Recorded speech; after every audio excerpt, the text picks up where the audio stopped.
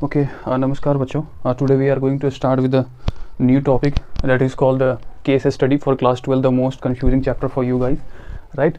So बच्चों ये अच्छी बात है कि मतलब ये जो केस स्टडी है आपके सिलेबस में इंट्रोड्यूस हुआ है, मुझे तो बहुत अच्छा लगा क्योंकि ये बहुत ईजीएस्ट टॉपिक है। अगर यही 8 क्वेश्चंस आपके सिलेबस से आते हैं ना, क्लास 12 के सिलेबस से, वो तो ज़्यादा हार्ड हो जाता as compare to this section, right.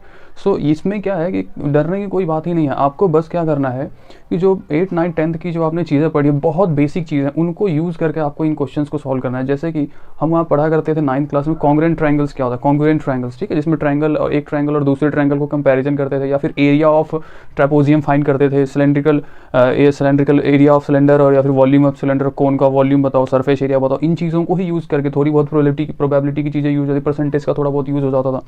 तो वो बेसिक इन्फॉर्मेशन आपको यूज़ करके इन सारे क्वेश्चन को सॉल्व करने हैं। तो ये बहुत ही अच्छा स्टेप है, काफ़ी बढ़िया चीज़ है कि आपके सिलेबस में ये इंट्रोड्यूस हुआ है। इसमें आपको क्या फ़ायदा है बच्चों कि हाँ ये क्वेश्चन जो है वो बैंक पीओ में भी पूछे जाते हैं। इस टाइप के क्वेश्चन जो है वो बैंक पीओ में भी क्वेश्चन, जिसमें डाटा इंटरप्रिटेशन कहते हैं उसको, तो वहाँ भी ये सब क्वेश्चन पूछे जाते हैं, ठीक है ना।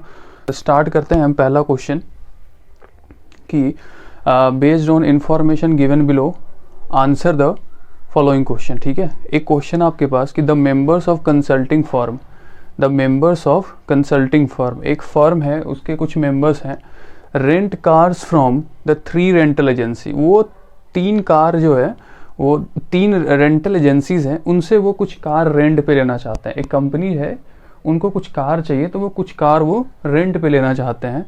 तो वो रेंट ऐसा है कि भैया 50% वो एजेंसी एक्स से रेंटल पे लेते हैं, है ना। 50% जो उनकी कार की डिमांड है वो 50% क्या करते हैं, एजेंसी एक्स से लेते हैं। 30% जो है वो एजेंसी वाई से लेते हैं, और 20% जो उसकी डिमांड है वो एजेंसी जेड से लेते हैं। तो अपनी रिक्वायरमेंट वो पूरी करते हैं। इस तरीके से अलग अलग एजेंसी से अलग अलग तरीके से वो क्या करते हैं, रेंट पे कार लेते हैं, है ना। ये क्वेश्चन है। तो पहला क्वेश्चन आपसे ये कह रहा है कि what is the probability of selecting a car at random from agency x, है ना। What is the probability of selecting a car from agency x, ठीक है। देखिए मतलब आपसे यहाँ प्रोबेबिलिटी पूछ रहा है कि एक्स एजेंसी से कार लेने की प्रोबेबिलिटी क्या है। तो सबसे पहले तो हम आपको बता दें, ऊपर वाला जो फॉर्मेट है उसको आप इस तरीके से क्रिएट कर लो कि उन्होंने क्या करा भैया, 50% लिया एजेंसी एक्स से, 30% लिया एजेंसी वाई से, और 20% लिया एजेंसी जेड से। तो देखो परसेंटेज को आप इधर 50 सपोज कर लो, इन सबको मैं क्या करता हूँ 50 और 20 ये सब चीज़ें, सबकी परसेंटेज है, 100 का डिवाइड करोगे तो पॉइंट्स के फॉर्म में आएंगे। इससे बेटर है कि हम इसको पूरा ही सपोज कर लेते। 50% को 50 सपोज, 30 को 30, ओवरऑल क्या हो जाएगा 100, ओवरऑल 100। तो परसेंटेज को एलिमिनेट कर दो, मैं 50, 30 और 20 सपोज करते हैं कि भैया इतने इतने कार इन्होंने लिए होंगे।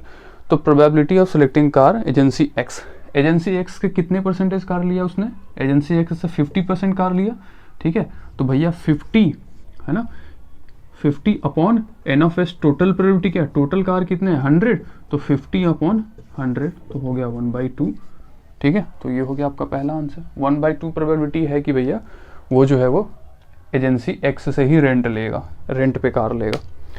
सेकंड क्वेश्चन आ जाइए, what is the probability that the car is selected neither from agency X nor from agency Y, ठीक है, कोई दिक्कत नहीं। एजेंसी एक्स से भी हम नहीं लेंगे कार, और एजेंसी वाई से भी हम कार नहीं लेंगे। तो भैया किससे लोगे आप, सिर्फ जेड से लोगे, ठीक है। तो जेड से कितना लोगे, 20 लोगे, तो 20 upon n of S, total sample space, total कितने सैंपल स्पेस है 100, तो क्या हो जाएगा 1/5। इसमें आपको ऑप्शंस नहीं है, आपको आंसर लिखना पड़ेगा कि भैया ये है प्रोबेबिलिटी 1/5 चांस है कि वो एजेंसी जेड से कार रेंट पे लेगा, ठीक है। क्वेश्चन नंबर सी देखते हैं। चलिए देखिए क्वेश्चन सेम है, अब इसमें कंडीशन चेंज हो गया है थोड़ा सा। क्वेश्चन सेम है, बी पार्ट हमने कर लिया, अब सी वाला क्वेश्चन। सी क्वेश्चन क्या है, उसके बिफोर डूइंग दिस सी उन्होंने कुछ स्टेटमेंट दे रखा है कि जो उन्होंने कार लिया था उसमें उनको क्या एक्सपीरियंस मिला। जैसे कि फर्दर, है ना, ये सेम क्वेश्चन है, उसमें ऐड करो कि further from the past experience it is known that 9%, है ना, प्रीवियस एक्सपीरियंस जो इन्होंने कार पहले लिया था वहाँ से उनको एक्सपीरियंस मिला कि इट इज़ नोन दैट कि 9% of the cars from agency x, 9% of the car from agency x need a service and twinning. The 9% car जो रेंट पे उन्होंने लिया था एक्स से, ठीक है, वो अब क्या है, सर्विस की ज़रूरत है उसमें, है ना, सर्विस की ज़रूरत है, ट्यूनिंग मतलब कुछ रिपेयरिंग की ज़रूरत है। बिफोर रेंटिंग, है ना, रेंट देने से पहले उनको 9% कार को रिपेयर की ज़रूरत है from X and 12% of the car from agency Y, है ना। 12% ऑफ कार मतलब ये जो 30% तो रेंट पे लिया था उन्होंने, अब उनमें से क्या है कि भैया 12% of the car need what, service and tuning, ठीक है। तो वाई का जो है वो 12% कार अब सर्विस की ज़रूरत है, ठीक है, उनमें वियरिंग और टीयरिंग हो चुकी है उस कार में। Now before renting and 10% of the car from agency Z need service and tuning, और 10% जो है वो जेड से उनको सर्विस की ज़रूरत है अब कार को, ठीक है। तो सी क्वेश्चन अब पढ़ते हैं कि भाई, है ना, क्वेश्चन सेम क्वेश्चन के लिए सी पार्ट है। अब पढ़ते हैं कि what is the probability that a car, चलो पहले मैं नोट कर लूँ कि भैया क्या कितने कितने ख़राब हो गए, ठीक है। तो 50% एक्स का बोल रहा है भैया, कितने परसेंट, 9%, इधर लिखता हूँ मैं 9% को सर्विस की ज़रूरत है, और वाई से कितनी की ज़रूरत है, 12% कार्स को सर्विस की ज़रूरत है, और जेड से भैया 10% कार को सर्विस की ज़रूरत है। तो इसका परसेंटेज निकाल लूँ क्या मैं यहीं पे, ठीक है। परसेंटेज अगर हम निकाल लें वाई का, तो 30 का, देखो 30% है, मैं इसको सिर्फ 30 सपोज कर रहा हूँ, ठीक है ना। परसेंटेज क्वेश्चन में दे रखा, हमें क्वेश्चन आसानी से जल्दी सॉल्व हो जाएगा।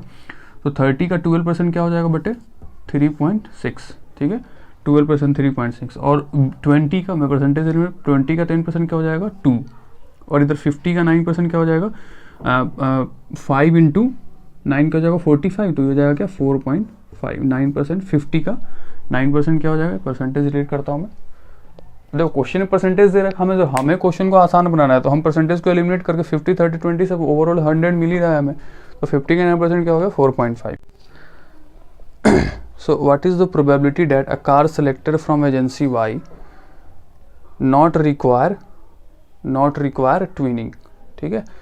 तो भैया ऐसे कितने कार हैं, हिंदी में आपको समझा देता हूँ कि ऐसे कितने कार हैं वाई में जिसको रिपेयरिंग की ज़रूरत नहीं है, जिसको रिपेयरिंग की ज़रूरत नहीं। तो भैया वाई में चले जाओ, टोटल कितने कार है 30, भाई 12% को तो रिपेयरिंग की ज़रूरत है ना।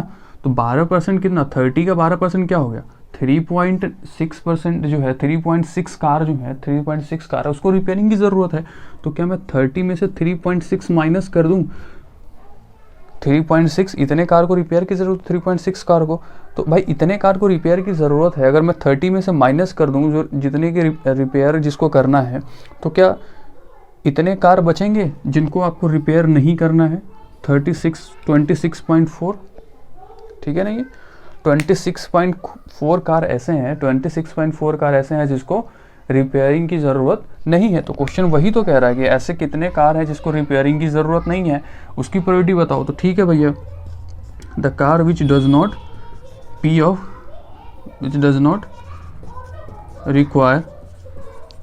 रिक्वायर रिपेयरिंग, ठीक है, सर्विस इज इक्वल टू क्या हो जाएगा 26, इतने कार को ज़रूरत नहीं, तो 26.4 अपॉन डिवाइडेड बाई डिवाइड किससे करोगे आप, y में कितना है 30, टोटल y में कितने कार है भाई, टोटल y में कितने कार है 30, तो 30 से डिवाइड करोगे ना आप, 100 से मत सोच लेना कि 100 से डिवाइड करना है, आपको सिर्फ y की बात हो रही है यहाँ पे, सिर्फ y कंडीशन के लिए पूछ रहा है कि भैया y में इतने % खराब हो गए, तो खराब ना होने वाले में से कितना चूज़ करना, इनको y से ही चूज़ करना है, ठीक है ना। जब y से ही चूज़ करना है तो n ऑफ s भी क्या लोगे, डिवाइडेड बाई 30, जब आप इसको डिवाइड करोगे तो क्या आएगा 0.88, ठीक है। तो ये आपका आंसर होगा 0.88 इज योर आंसर।